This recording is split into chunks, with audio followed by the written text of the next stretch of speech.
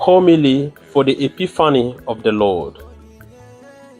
As I read the Gospel of the Epiphany this year, there was a new resonance in my ears and in my mind because the experience of the three wise men with the star guiding them reminded me of my experience with GPS during my last vacation in Nigeria. Well, it's a story for another day. At Epiphany, God tells the world that He sent His Son not only for the Jews, but as the light of the whole world, pagan world and believers alike. The image of the star that accompanies the three wise men speaks a lot. The star is the light permanently present in the night sky to dispel the darkness of the night. Not like the moon that changes size, position, and often disappears to reappear. As long as the clouds allow us, we will always see the stars in the sky every night.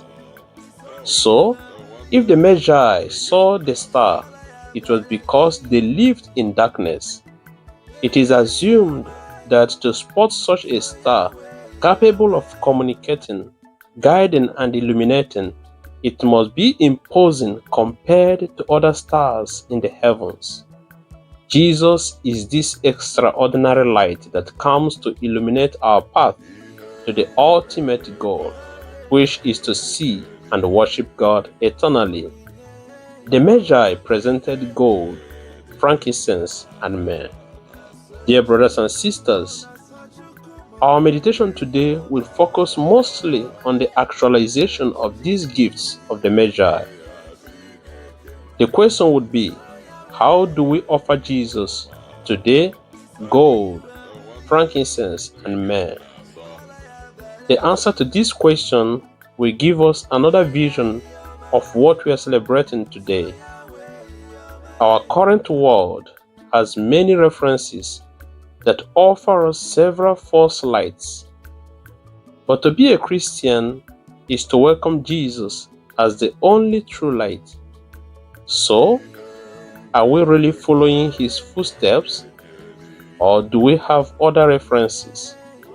If we welcome Him, He will light up our night.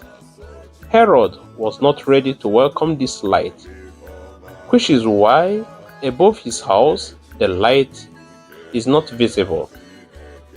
He surrounded himself with the clouds of idolatry, jealousy, thirst for power, and blood. He believed himself to be a little God and self-sufficient. If we recognize Jesus as our light, let us go and meet Him in the manger with our gifts today.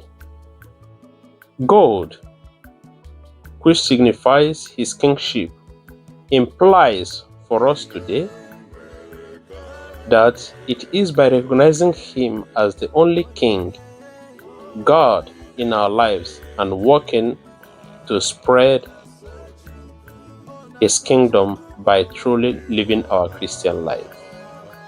Incense,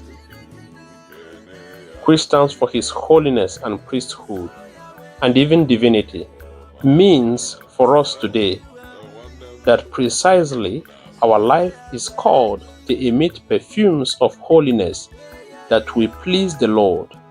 It is to fight to live worthily our priestly commitment as a baptized person. It is to lead a life that can please the Lord.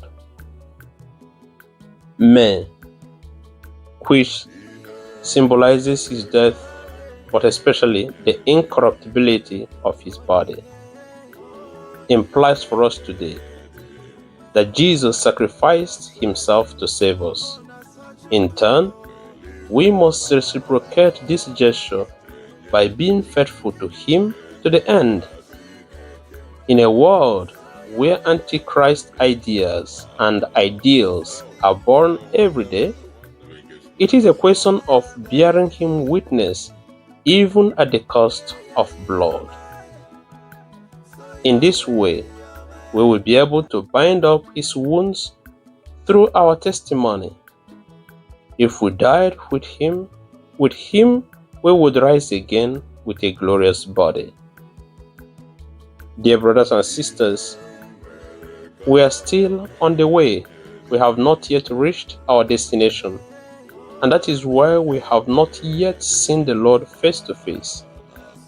Just as the Magi trusted in the star and were guided by it to their destination, so let us be the fourth Magi by having faith in Jesus, the true light. In this way, He will make us the star, that is, light of the world, that will lead others, and especially non-believers, to Himself and to the Father. May the Lord bless His word in us and give us the grace to remain faithful to Him throughout this new year 2025. Amen. Happy Solemnity of Epiphany and Happy New Year 2025.